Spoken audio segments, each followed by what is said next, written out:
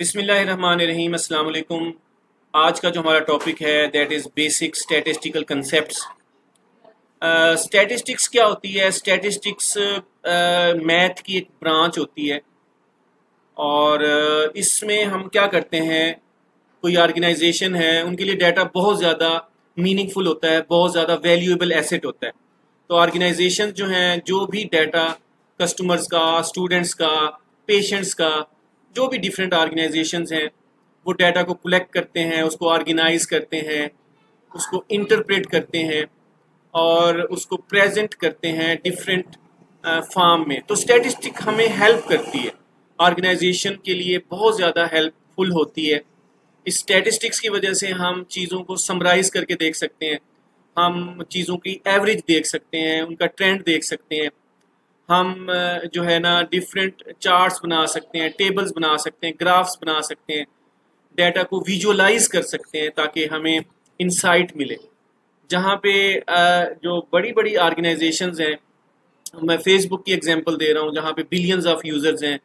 मैं आपको जो है गूगल की मैं बात करता हूँ, मैं यूट्यूब की बात करता हूँ, उसके व्यूअर्स हैं। तो वो सारा स्टैटिस्टिक्स होता है कि कितने व्यूअर्स आ रहे हैं, कितने व्यूअर्स आपकी वीडियोस को देख रहे हैं और उनकी इंसाइट मिलती है। तो स्टैटिस्टिक्स आपके पास क्या है, जहाँ पे बहुत लार्ज नंबर्स ऑफ यूजर्स हों, बिग डाटा हो, तो उस डाटा को एनालाइज करने के लिए, अंडरस्टैंड करने के लिए और चीज़ों को समराइज करने के लिए हम स्टैटिस्टिक्स यूज़ करते हैं। तो इसके डिफरेंट टूल्स हैं, डिफरेंट सॉफ्टवेयर्स हैं। इस वीडियो लेक्चर में मैं एक्सेल एक सॉफ्टवेयर है जिसके ऊपर मैं आपको बताऊंगा कि कैसे हम जो है ना डिफरेंट टास्क परफॉर्म कर सकते हैं, मीन फाइंड कर सकते हैं, मीडियन फाइंड कर सकते हैं और मोड को फाइंड करेंगे, डेविएशन फाइंड करते हैं, लीनियर रिग्रेशन को फाइंड कर सकते हैं। डिफरेंट हम जो है विजुअलाइजेशन के लिए डिफरेंट चार्ट्स बना सकते हैं। तो स्टैटिस्टिक्स बहुत ज़्यादा एक पावरफुल फील्ड है जो डाटा एनालिटिक्स के में यूज़ होती है, जो हमें इंसाइट देती है, जहाँ पे हम चीज़ों को मैनेजेबल फॉर्म में और टाइमली, मतलब हम अपना टाइम सेव कर सकते हैं।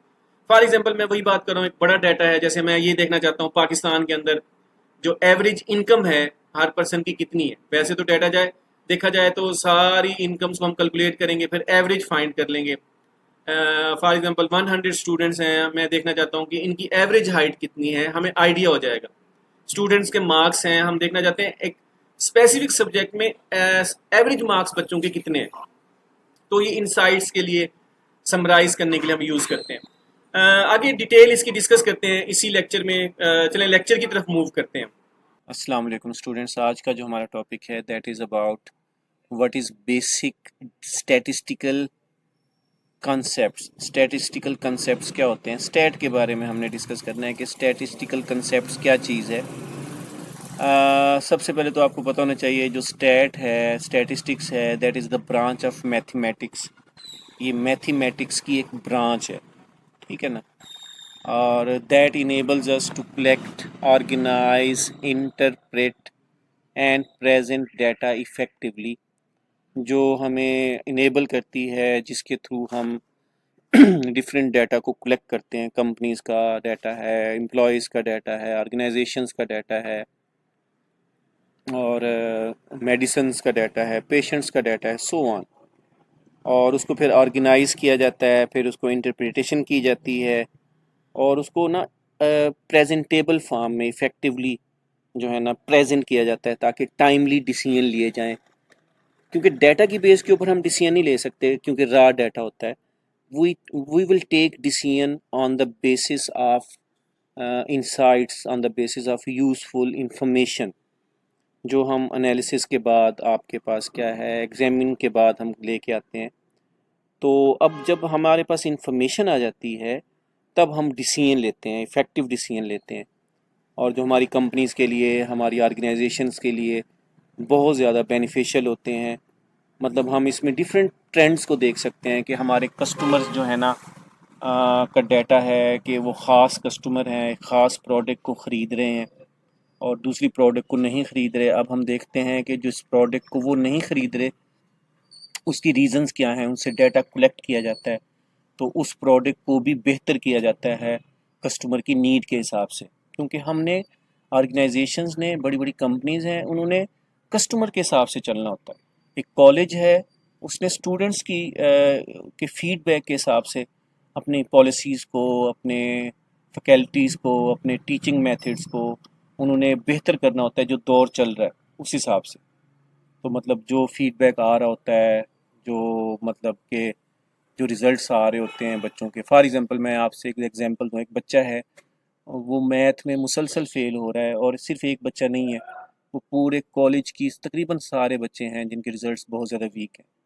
तो जब वो सब बच्चों से हम डाटा को कलेक्ट किया जाएगा, तो हर बच्चा मैथ के हवाले से प्रॉब्लम्स बताएगा, हमें ये प्रॉब्लम्स हैं, या ये है, या ये है।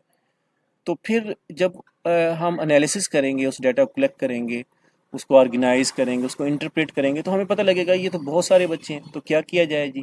वो फिर एक्स्ट्रा कोचिंग वगैरह करते हैं, एक्स्ट्रा क्लासेस लगाते हैं, सो ऑन, ताकि टाइमली डिसीजन ले, जितना जल्दी टाइमली डिसीजन ले लिया जाएगा उतना ज़्यादा अच्छा है। एक ऑर्गेनाइजेशन है जी, फॉर एग्जांपल एक प्रॉब्लम है, उनके कस्टमर्स हैं, फॉर एग्जांपल मैं कहता हूँ जी आईफोन वाले हैं, आईफोन से लोग स्विच कर रहे हैं ओप्पो की तरफ, या ओप्पो से स्विच कर रहे हैं लोग आईफोन की तरफ।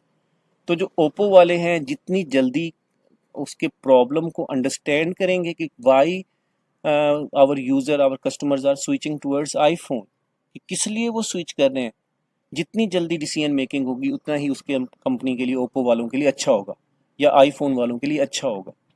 क्योंकि कस्टमर्स तो एक ही हैं, वो कस्टमर के पास सब चॉइसेस है, कस्टमर के पास जो है ना प्रेफरेंसेस हैं, वो एक प्रोडक्ट से दूसरे प्रोडक्ट की तरफ स्विच हो जाते हैं। तो लिहाजा जो अब मुख्तलिफ लोगों के जो ट्रेंड्स होते हैं, और ऑर्गेनाइजेशन बड़ी से बड़ी कामयाब से कामयाब ऑर्गेनाइजेशंस को देख लें, वो अपने आप को अपने कस्टमर के हिसाब से चेंज करती हैं। आप आईफोन को देख लो, अब नोकिया को देख लो, नोकिया ने अपने आप को चेंज नहीं किया, नोकिया कहाँ पे है। आईबीएम की कंप्यूटर की एग्जांपल देख लीजिएगा, आईबीएम जायंट्स थे 80s में, कंप्यूटर्स बनाते थे, पर्सनल कंप्यूटर्स बनाते थे, लेकिन उन्होंने अपने आप को चेंज नहीं किया। बड़े कंप्यूटर्स बनाते थे, उन्होंने अपने आप को चेंज नहीं किया। तो जो ऑर्गेनाइजेशन कस्टमर की नीड के हिसाब से और उसकी रिक्वायरमेंट के हिसाब से अपने आप को चेंज नहीं करती, वो उसके लिए प्रॉब्लम होता है। तो स्टैटिस्टिक्स में यही चीज़ है, हम अपने कस्टमर्स का डाटा, उनकी नीड, उनसे कलेक्ट करते हैं, अपने क्वेश्चनियर्स की फॉर्म में, सर्वेज़ की फॉर्म में उनको ऑर्गेनाइज किया जाता है, उनके ट्रेंड को देखा जाता है, उनके इंसाइट्स को देखा जाता है, उनकी चॉइसेस को देखा जाता है। It plays a crucial role in helping us understand and analyse large amount of information.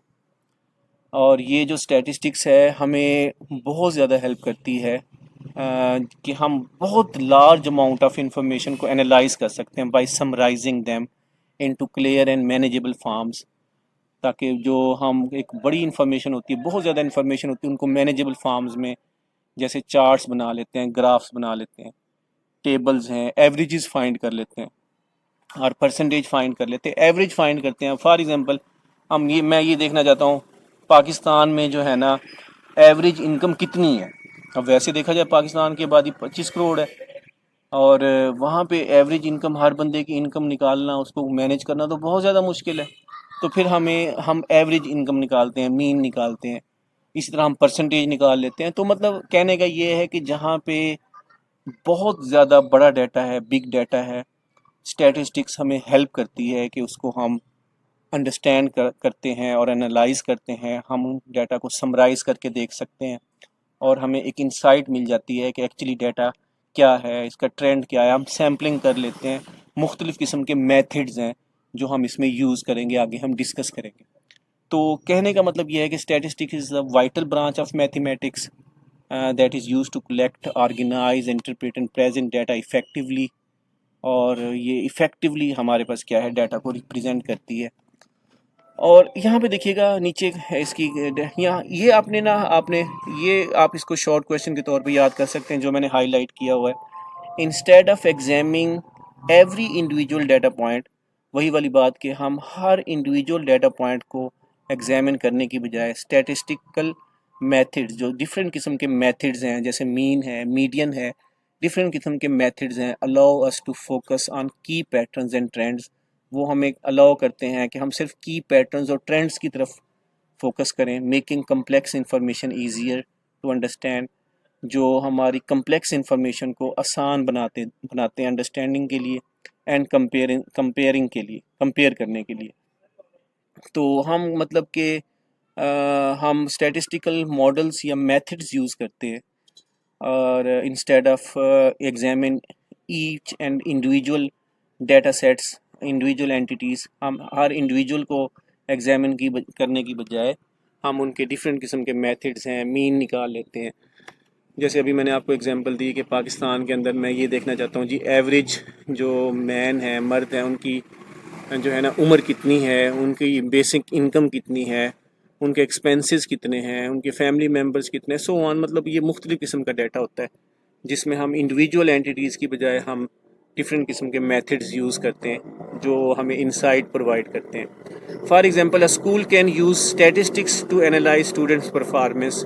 एक स्कूल के अंदर स्टैटिस्टिक्स हम यूज़ करेंगे जिसमें स्टूडेंट्स की परफॉर्मेंस को एनालाइज किया जाएगा अक्रॉस डिफरेंट सब्जेक्ट्स, और उनसे क्वेश्चनर्स भेजे जाएंगे, डिफरेंट परफार्मा उनसे फिल करवाया जाएगा। कोई भी डाटा कलेक्शन मेथड हो सकता है। आइडेंटिफाई वीक एरियाज़, उनके वीक एरियाज़ को आइडेंटिफाई करेंगे एंड मेक टाइमली डिसीजन, और टाइमली डिसीजन लेंगे अबाउट डिफरेंट टीचिंग स्ट्रेटजीज़, और डिफरेंट स्ट्रेटजीज़ बनाएंगे टू ओवरकम दीज डेफिशिएंसीज़, ताकि उनकी डेफिशिएंसीज़ को क्या कर सकें, हम कम कर सकें। तो स्टूडेंट्स, ये इसका एक बेसिक कंसेप्ट है कि स्टैटिस्टिक्स हमारे लिए क्यों ज़रूरी है, और आजकल के दौर में हमें इसको पढ़ना चाहिए, इसको अंडरस्टैंड करना चाहिए, क्योंकि इससे हमें हमें जो है ना बहुत ज़्यादा इंसाइट मिलती है डाटा की, जिसकी जो हमारी डिसीजन मेकिंग के लिए हमारे लिए बहुत ज़रूरी है। यानी मतलब हमने ना डिसीजन लेने होते हैं चीज़ों के, तो जितना ज़्यादा जल्दी हमारे पास डाटा आएगा, ऑर्गेनाइज होगा, उसको हम एग्जामिन करेंगे, उतनी ही जल्दी हमारे पास क्या है, हम डिसीजन लेंगे। अब इसमें बहुत सारे ऐसे मेथड्स हैं जो जल्दी से जल्दी हमें समराइज़ करके दे देते हैं डाटा को, जिसकी बेस के ऊपर हम डिसीजन लेते हैं, और हम जो है ना टाइमली चीज़ों को बेहतर कर लेते हैं, अपने कस्टमर्स को रिटेन कर लेते हैं, उनको स्विच नहीं होने देते, अपने बच्चों को, स्टूडेंट्स को पास करवा लेते हैं, उनको फेल नहीं होने देते, एट्सेट्रा, अपने कस्टमर्स को रिटेन करते हैं। तो बहुत सारे हमारे पास क्या है फील्ड्स हैं जहाँ पे स्टैटिस्टिक्स यूज़ होती है। हर ऑर्गेनाइजेशन इसको यूज़ करती है, अपने ट्रेंड्स को, अपने डाटा के ट्रेंड्स को, अपने कस्टमर्स को, अपने यूज़र्स को, अपने क्लाइंट्स को, अपने पेशेंट्स को, स्टूडेंट्स को, सबको देख रही होती है, उनकी एक्टिविटीज़ को देख रही होती है, और उनको रिटेन करने की कोशिश कर रही होती है, क्योंकि कंपटीशन है, एक इन्वायरमेंट इसी तरह का है। तो जहाँ पे ये एक यूज़फुल आपके पास क्या है, बहुत पावरफुल और बहुत ज़्यादा इंटरेस्टिंग हमारे पास क्या है, एक सब्जेक्ट है, स्टैटिस्टिक्स का टॉपिक है। तो ये स्टैटिस्टिक्स को आपने सीखना है, इसके डिफरेंट मॉड्यूल्स को सीखेंगे। पिछले लेक्चर में भी मैं आपको बता के गया था कि इस लेक्चर में मैं आपसे डिस्कस कर लेता हूँ कि आपने ना डेफिनेशन ये याद करनी है जो मैंने यहाँ पे लिखी हुई है। हाँ, इसको एग्जांपल्स के तौर पे आप देख सकते हैं, और इसमें इसके नीचे मैंने ना यहाँ पे MCQs यहाँ पे आपको दिए हुए हैं। What is the main purpose of using statistics to store data permanently, to complicate information, to summarize and analyze large set of data? तो ये वाला C वाला ऑप्शन इसका करेक्ट ऑप्शन है। तो आप इस डेफिनेशन को अच्छे से कर लीजिएगा, इसका बेशक आप स्क्रीनशॉट ले लें और एग्ज़ाम के पॉइंट ऑफ व्यू से। हाँ, बाकी मैंने आपको बताया था कि हम एक्सेल के ऊपर हमारे पास डाटा मेरे पास मौजूद है, हम एनालिसिस करेंगे, हम डिफरेंट ट्रेंड्स को देखेंगे, डिफरेंट वर्किंग देखेंगे। होटल मैनेजमेंट का है, विराट कोहली दुनिया का बहुत अच्छा प्लेयर है, ठीक है, उसके डिफरेंट डिफरेंट टीम्स जो है ना, उनके खिलाफ डिफरेंट डिफरेंट इनिंग्स हैं और डिफरेंट डिफरेंट रन्स हैं, उनकी एवरेज रन्स हैं। तो यहाँ पे सारा मैंने डाटा यहाँ कलेक्ट किया हुआ है, इसको एनालिसिस करेंगे हम इसका। स्टूडेंट मार्क्स हैं और कंपनीज रिपोर्ट है।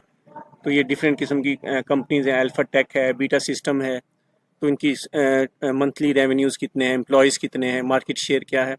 तो ये डिफरेंट किस्म का डाटा होता है जो इकट्ठा किया जाता है, और मैंने यहाँ पे इसको समराइज़ किया हुआ है ताकि हम इसकी बेस के ऊपर डिफरेंट किस्म के डिसीजन लें और हमें इंसाइट मिले डाटा की कि एक्चुअली क्या चीज़ है। तो स्टैटिस्टिक्स बहुत ज़्यादा हेल्प करेगी हमें, स्टैटिस्टिक्स के इन डाटा को, जो ज़्यादा डाटा होता है उनको एनालिसिस करने के लिए और उनको स्टडी करने के लिए।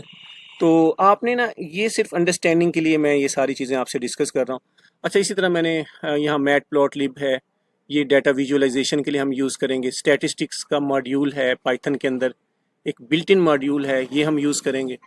हम नमपाई का मॉड्यूल यूज़ करेंगे जिसमें हम मीन, मीडियन, वेरिएंस है, स्टैंडर्ड डेविएशन है, बहुत सारे स्टैटिस्टिक्स के फंक्शन है वो हम परफॉर्म करेंगे ताकि आपकी अंडरस्टैंडिंग हो। ये तमाम प्रैक्टिस कराने का मतलब ये है इन सॉफ्टवेयर टूल्स के ऊपर, ताकि ये चीज़ आपको अच्छे से समझ आ जाए कि एक्चुअली ये बेसिक कंसेप्ट आपको समझ आ जाए। इसीलिए आपने इन प्रैक्टिसेस को करना है, इन सॉफ्टवेयर टूल्स को करना है, लाजमी करना है। ये आपकी अंडरस्टैंडिंग को बेहतर करेंगे। बाकी एग्जाम के पॉइंट ऑफ व्यू से मैं बच्चे बार बार आपको ये कह रहा हूँ, तो आप सिर्फ ये डेफिनेशन आप बहुत अच्छे से कर लें और इसकी एग्जाम्पल्स कर लें, इसके MCQs कर लें, तो ये आपके शॉर्ट क्वेश्चन आ सकता है। दुआओं में याद रखिएगा। Thank you very much. Feedback अपना लाजमी दीजिएगा।